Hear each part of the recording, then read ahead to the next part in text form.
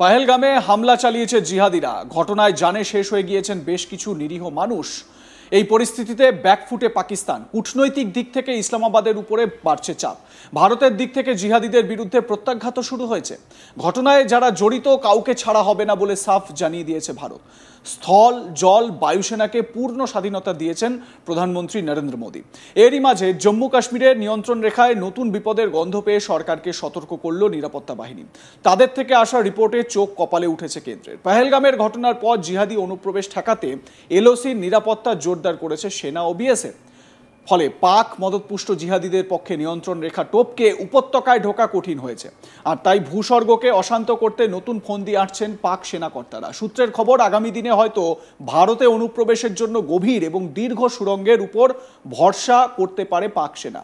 নিরাপত্তা বাহিনীর থেকে এই সংক্রান্ত রিপোর্ট হাতে পেয়ে নড়েচড়ে বসেছে কেন্দ্র। দ্রুত এ বিষয়ে তদন্তের নির্দেশ দিয়েছে কেন্দ্রীয় সরকার। এলওসি সংলগ্ন উপত্যকার কোন কোন এলাকায় এই ধরনের সুড়ঙ্গ থাকতে পারে তা সেনা ও বিএসএফকে খতিয়ে দেখতে বলা হয়েছে। এখানেই শেষ নয়, সুড়ঙ্গ পথে জঙ্গি অনুপ্রবেশের পাশাপাশি সেনাদের ছোট ছোট বাহিনীকে কাশ্মীরে ঢুকিয়ে পাকিস্তান ভূস্বর্গে অশান্তির ছক কষতে পারে বলেও সতর্ক করা হয়েছে গোয়েন্দা রিপোর্টে। এক্ষেত্রে গোয়েন্দা রিপোর্ট অনুযায়ী এলওসি সংলগ্ন এলাকায় এই উদ্দেশ্যে প্রাক্তন সেনাকর্তাদের মোতায়েন করেছে পাক গুপ্তচর সংস্থা আইএসআই। তাদের মূল কাজই হলো যখন তখন সংঘর্ষ বিরতি চুক্তি লঙ্ঘন করে নিয়ন্ত্রণ রেখায় লাগাতার গুলিবর্ষণ করা। তাতে জবাব দিতে ব্যস্ত হয়ে পড়বে ভারতীয় সেনা। আর সেই সুযোগেই সুড়ঙ্গ খোঁড়ার কাজ এগিয়ে নিয়ে যেতে পারবে পাকিস্তান। এই বিষয়ে নাম প্রকাশে অনিচ্ছুক এক সেনাকর্তা একটি সংবাদ সংস্থাকে জানান, এলওসিতে কোথাও সুড়ঙ্গ বা পরিখা খনন করা হয়েছে কিনা সেটা খুঁজে বের করতে হবে। বর্তমান পরিস্থিতিতে কোনো কারণে যুদ্ধ বাঁধলে ওই রাস্তায় বড় অপারেশন চালাতে পারে পাক সেনা। সেক্ষেত্রে বিপদের মুখে পড়তে পারে ভারতীয় সেনাবাহিনী। মূলত সেই ধরনের বিপদ এড়াতেই এই বিষয়ে তদন্তের নির্দেশ দিয়েছে কেন্দ্র। এদিকে কেন্দ্রীয় স্বরাষ্ট্রমন্ত্রী অমিত শাহ ইতিমধ্যেই জিহাদিদের উদ্দেশ্যে কড়া বার্তা দিয়েছেন। অমিত শাহ বলেছেন, আমি সমস্ত জিহাদিদের বলতে চাই, এটা লড়াইয়ের শেষ নয়, খুঁজে খুঁজে জবাব দেওয়া হবে, জবাব নেওয়াও হবে। নরেন্দ্র মোদীর নেতৃত্বে উত্তর পূর্ব হোক, বামপন্থী জিহাদ হোক বা কাশ্মীরে জিহাদের ছায়া হোক, সবকিছুরই কঠিনভাবে জবাব দেওয়া হয়েছে। যদি কেউ ভিতুর মতো হামলা চালিয়ে মনে করে যে এটা তাদের জয়, তাহলে তারা বুঝে নিন যে এটা নরেন্দ্র মোদীর সরকার, কাউকে ছাড়া হবে না। এই দেশের ইঞ্চি ইঞ্চি ভূমি থেকে জিহাদিদের উপড়ে ফেলাই আমাদের সংকল্প, আর সেটা বাস্তবায়িত হবেই।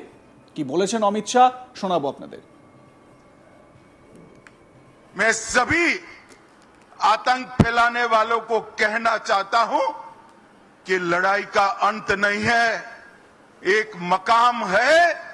हर व्यक्ति को चुन चुन कर जवाब भी मिलेगा, जवाब भी लिया जाएगा।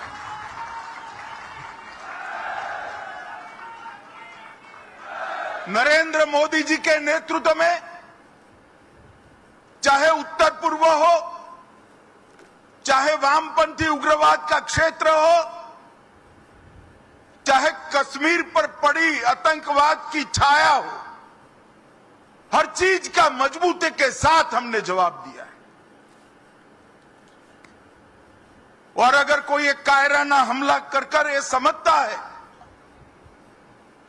कि हमारी बड़ी जीत है, तो एक बात मन से समझ लीजिए, ये नरेंद्र मोदी सरकार है, किसी को बख्शा नहीं जाएगा, किसी को बख्शा नहीं जाएगा। इस देश की इंच इंच भूमि पर से आतंकवाद को मूल समेत उखाड़ने का हमारा संकल्प है और वो सिद्ध होकर रहेगा। এখানেই শেষ নয়, অমিত শাহ আরো বলেন, শুধু 140 কোটি ভারতীয়ই নন, গোটা পৃথিবী ভারতের সঙ্গে রয়েছে। সমস্ত দেশ জিহাদিদের বিরুদ্ধে এই লড়াইয়ে ভারতের পাশে আছে। আমি আবারও বলছি, যতক্ষণ জিহাদিরা শেষ না হচ্ছে আমাদের লড়াই চালু থাকবে। যারা এই কাজ করেছে তাদের উচিত সাজা দেওয়া হবে। শোনাবো অমিত শাহর আরো বক্তব্য। न केवल 140 करोड़ भारतीय, पूरी दुनिया भारत के साथ खड़ी है। लामबंद होकर सभी दुनिया के देश एक मुश्त होकर आतंकवाद के खिलाफ ये लड़ाई में भारत की जनता के साथ खड़े हैं। और मैं फिर से संकल्प दोहराना चाहता हूं, जब तक आतंकवाद समाप्त नहीं होगा हमारी लड़ाई चालू रहेगी और जिन लोगों ने एक कृत्य किया है उसका उचित दंड उनको निश्चित रूप से दिया जाएगा। এদিকে আইএসআই এর যে প্ল্যান, সেই প্ল্যান নিয়ে কেন্দ্রীয় সরকার রিপোর্টের নির্দেশ দিয়েছে। পুরো বিষয় খতিয়ে দেখার জন্য নির্দেশ দেওয়া হয়েছে এবং কেন্দ্রকে রিপোর্ট দিতে বলা হয়েছে। এবং এই জায়গা থেকে দাঁড়িয়ে যেটা আইএসআই করছে সেটা হচ্ছে গিয়ে প্রাক্তন সেনা অফিসার যারা রয়েছেন বা সোলজার যারা রয়েছেন তাদেরকে কাজে লাগানোর চেষ্টা করা হচ্ছে। স্থল জল বায়ুসেনাকে পূর্ণ স্বাধীনতা ভারতের তরফ থেকে দেওয়া হয়েছে। এরই মাঝে জম্মু কাশ্মীরের নিয়ন্ত্রণ রেখায় নতুন বিপদের গন্ধ পেয়ে সরকারকে সতর্ক করল নিরাপত্তা বাহিনী। তাদের থেকে আসা রিপোর্টে চোখ কপালে উঠেছে কেন্দ্রের। পেহেলগামের ঘটনার পর জিহাদি অনুপ্রবেশ ঠেকাতে এলওসির নিরাপত্তা জোরদার করেছে সেনা ও বিএসএফ। ফলে পাক মদতপুষ্ট জিহাদিদের পক্ষে নিয়ন্ত্রণ রেখা টপকে উপত্যকায় ঢোকা কঠিন হয়ে পড়েছে। আর তাই ভূস্বর্গকে অশান্ত করতে নতুন ফন্দি পাক সেনাকর্তাদের। সূত্রের খবর, আগামী দিনে হয়তো ভারতে অনুপ্রবেশের জন্য গভীর এবং দীর্ঘ সুড়ঙ্গের উপর ভরসা করতে পারে পাক সেনা। আপনাদের মনে থাকবে, ঠিক যেরকম ফিলিস্তিন জঙ্গিরা গাজা ভূখণ্ড থেকে হসপিটালের নিচ থেকে সুড়ঙ্গ করে টানেল করে ইসরায়েলের ভূখণ্ডে এসে হামলা চালাচ্ছিল, ঠিক একই রকম কায়দায় এই ফন্দি আটা হয়েছে। নিরাপত্তা বাহিনীর থেকে এই সংক্রান্ত রিপোর্ট হাতে পেয়ে নড়ে চড়ে বসেছে কেন্দ্র। দ্রুত এ বিষয়ে তদন্তের নির্দেশ দিয়েছে কেন্দ্রীয় সরকার। এলওসি সংলগ্ন উপত্যকার কোন কোন এলাকায় এই ধরনের সুড়ঙ্গ থাকতে পারে তা সেনা ও বিএসএফকে খতিয়ে দেখতে বলা হয়েছে। এখানেই শেষ নয়, সুড়ঙ্গ পথে জঙ্গি অনুপ্রবেশের পাশাপাশি সেনাদের ছোট ছোট বাহিনীকে কাশ্মীরে ঢুকিয়ে পাকিস্তান ভূস্বর্গে অশান্তির ছক কষতে পারে বলেও সতর্ক করা হয়েছে গোয়েন্দা রিপোর্টে। এক্ষেত্রে গোয়েন্দা রিপোর্ট অনুযায়ী এলওসি সংলগ্ন এলাকায় এই উদ্দেশ্যে প্রাক্তন সেনাদের মোতায়েন করেছে পাক গুপ্তচর সংস্থা আইএসআই। আইএসআই এর ভয়ঙ্কর এক ফন্দি পাকিস্তানি যারা পাক সোলজাররা রয়েছেন, প্রাক্তন সোলজার যারা রিটায়ার করেছেন, তাদেরকে এই এলওসিতে মোতায়েন করা হয়েছে। কি উদ্দেশ্য হচ্ছে যখন সংঘর্ষ বিরতি চুক্তি লঙ্ঘন করে নিয়ন্ত্রণ রেখায় লাগাতার গুলিবর্ষণ করবে, যেরকমটা তারা করে চলেছে 24শে এপ্রিল থেকেই, ঠিক একই কায়দায় মানে এই রকমভাবে সেই প্রাক্তন সোলজাররাও তারা এই কাজ করে যাচ্ছে।